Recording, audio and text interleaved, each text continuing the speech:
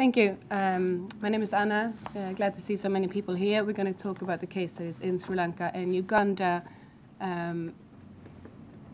So we will look at these two countries in parallel, not necessarily to compare them, but to highlight the thematic core feature of each.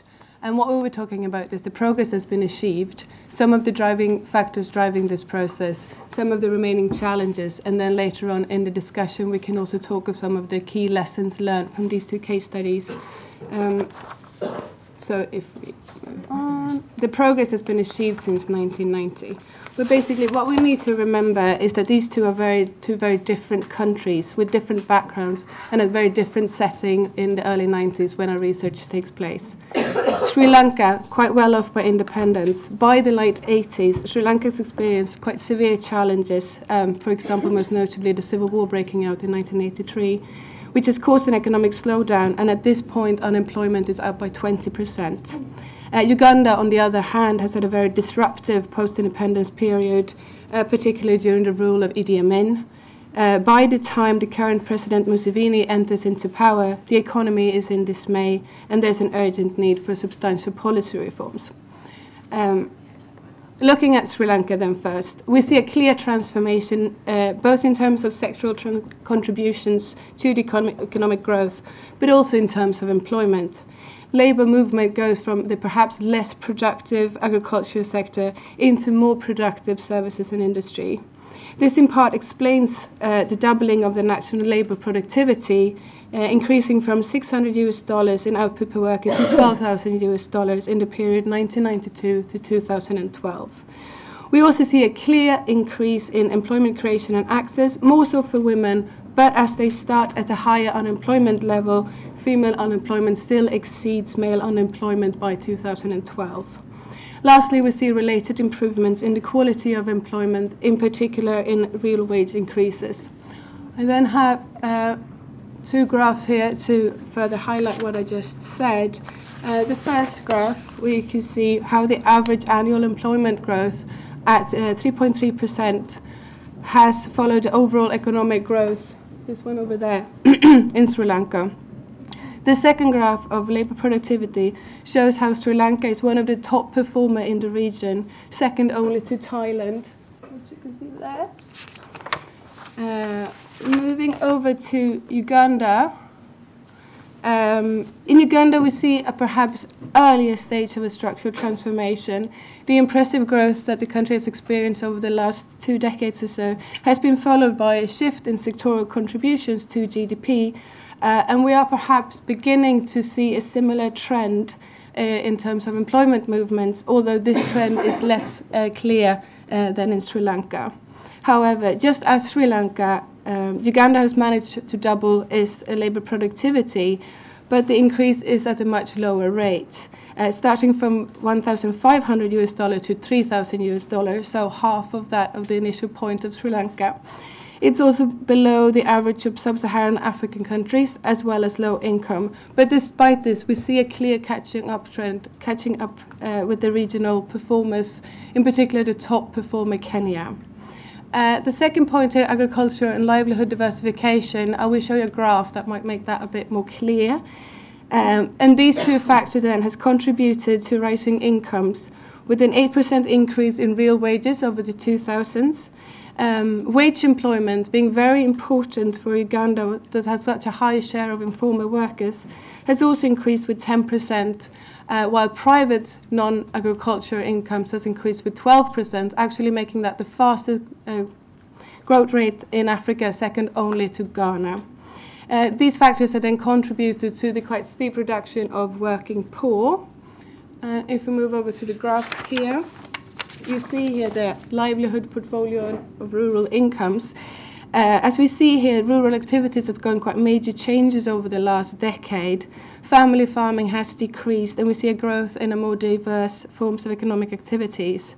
Over this period, the proportion of households with a private non-agriculture income grew by 100%, and non-farm enterprises grew by 50%. So it's quite a significant growth.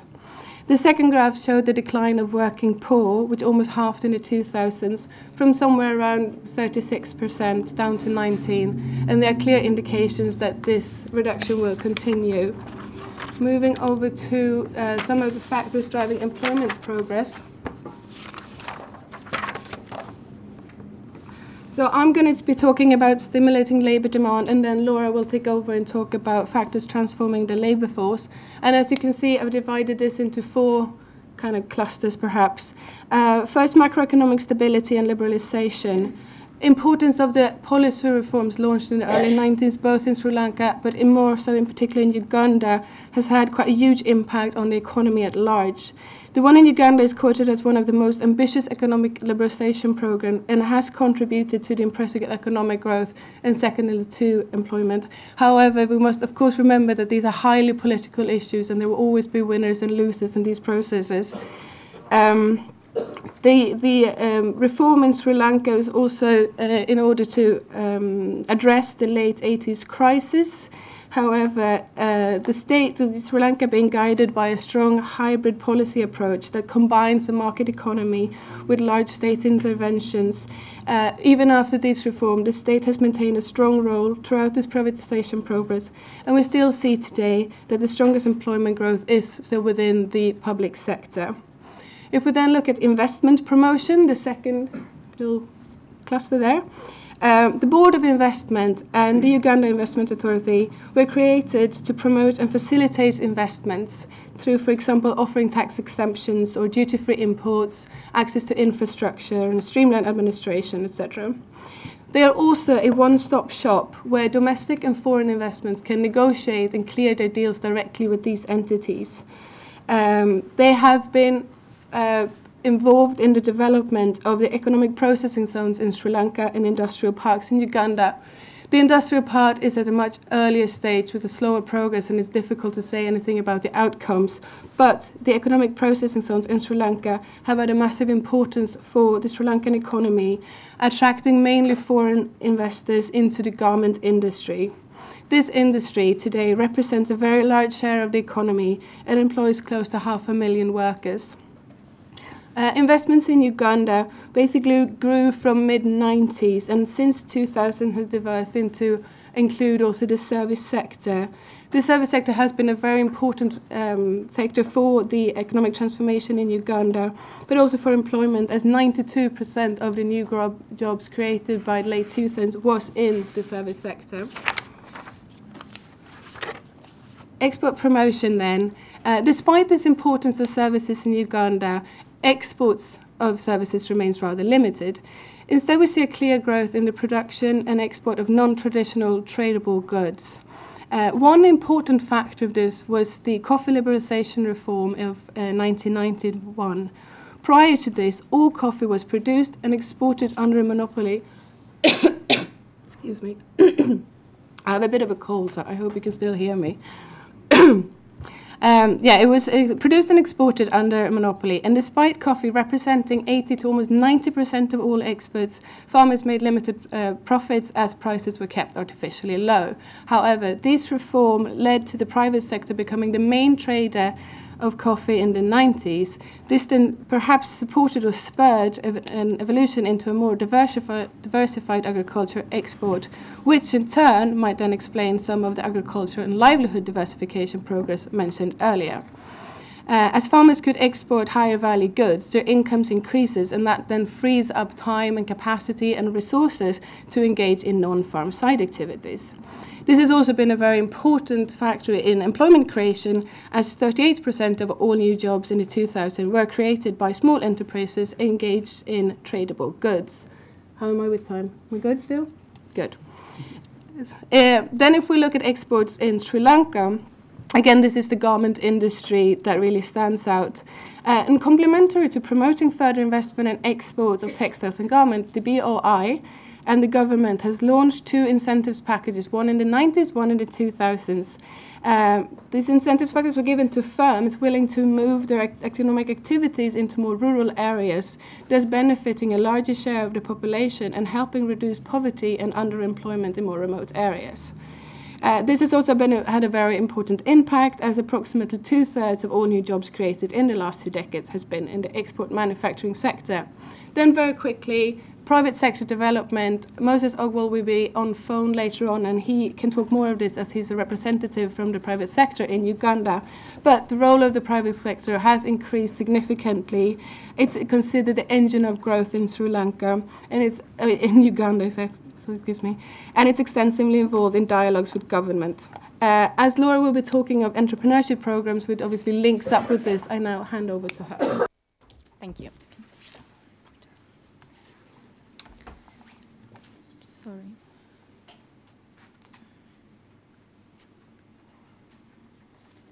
Okay, so having talked about the factors that help stimulate labor demand in both countries, now let me turn to talk about those that have transformed the labor force. And they can be broadly grouped into investments in human capital, health and education, labor migration, and social protection policies.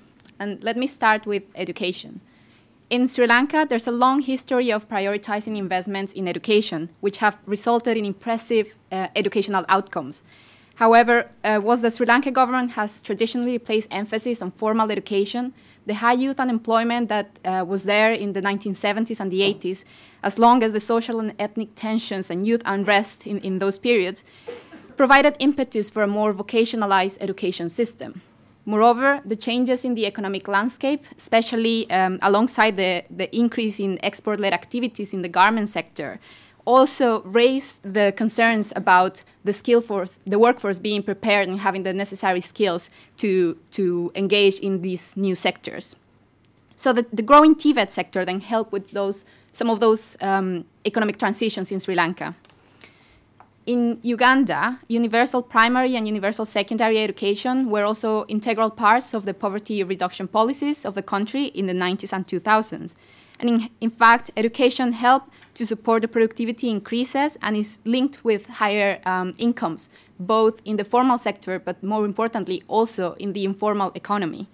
Moreover, in Uganda, the technical education sector has a business component, hence it's called BTVET, which is not common for all the countries.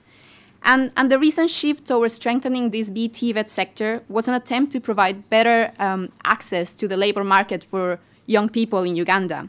And although the overall impact is hard to quantify because there is a multiplicity of government, private, NGO-led programs and institutions, there appears to be a link with these programs and the increase in self-employment and non-farm enterprises and those with the household productivity increases and livelihood diversification that Anna showed us in the graph. Second, in terms of health, I'm just going to focus here on Uganda because health policies in this country, especially those that were aimed to reduce the prevalence of HIV/AIDS, were very important. And this is because in the 1990s, about 18% of the population in Uganda had HIV/AIDS. And this was reduced to single-digit numbers in the 2000s, so quite a significant reduction. And in the informal economy, this reduction alleviated labor shortages in household farms and household enterprises that were previously caused by ill health or death of family members.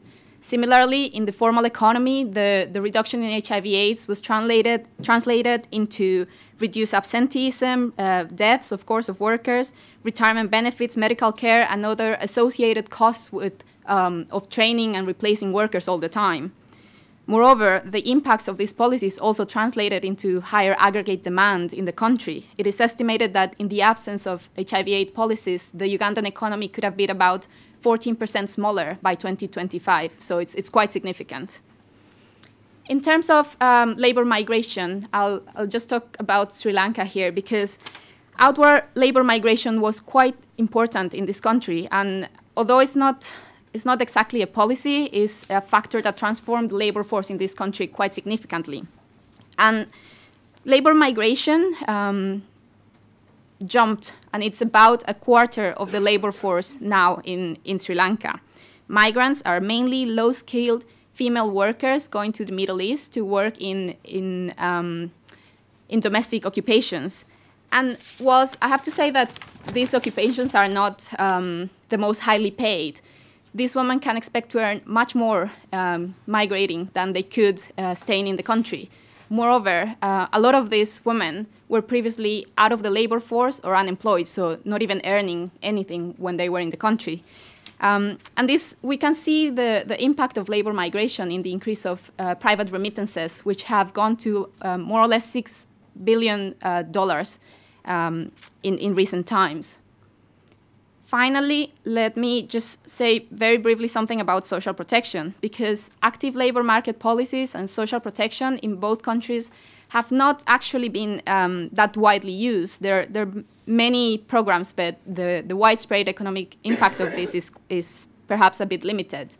There are, however, some interesting experiences. In Sri Lanka, perhaps the more interesting is a pension fund for informal sector workers and migrant workers. And although those need to be scaled up, it's quite significant that a developing country has started to develop these systems. And in Uganda, social protection has for the most part focused on those able to work.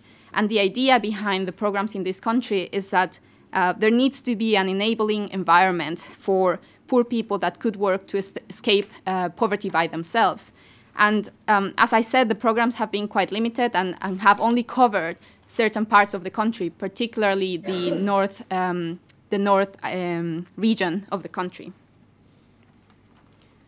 So let me now go to the challenges, because as Bruce mentioned, employment progress has not been unmitigated in either of the countries, and perhaps is not even in developed countries such as the UK or European countries.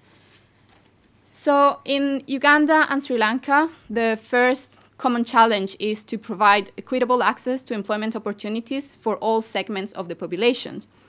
And in Sri Lanka, the economic growth and the employment creation that we saw was largely concentrated in the western areas of the country around Colombo. And thus, unemployment has fallen much more slowly in other regions. Moreover, in the country, the current economic challenges also relate to skills mismatches, with unemployment being higher amongst the highly educated, paradoxically. While TVET training has helped, there is still need to improve the linkages between the industrial sector and the changing economic sectors and the workforce.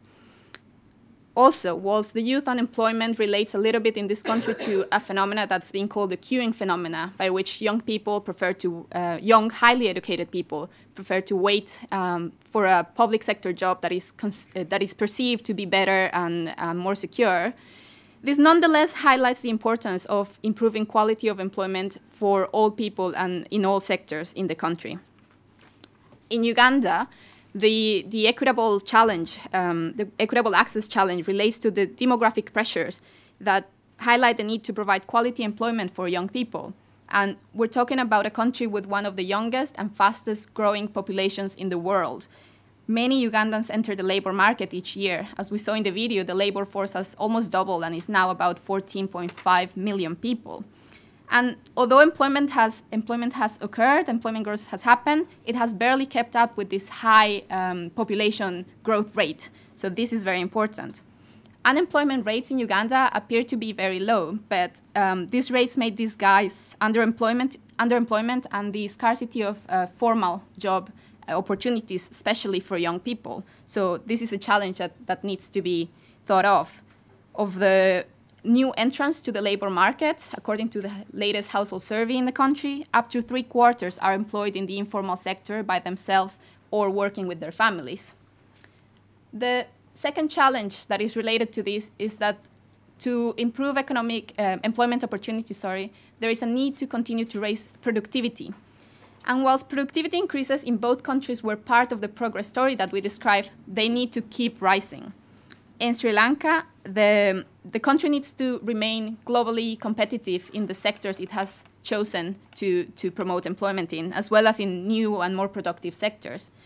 Balancing the hybrid approach of market liberalization with state intervention, some have said that has been hard to sustain, and that public investment in the country, it's been argued to not been targeted towards improvements in productivity necessarily, but that has taken the shape of high subsidies and welfare. So productivity needs to rise, and quality of employment in the productive sectors also needs to improve. whilst the country has not been a victim of disasters such as the Bangladesh Rana Plaza disaster, the poor image of the sector is related to the low productivity, and thus this needs to improve to attract workers further in the country.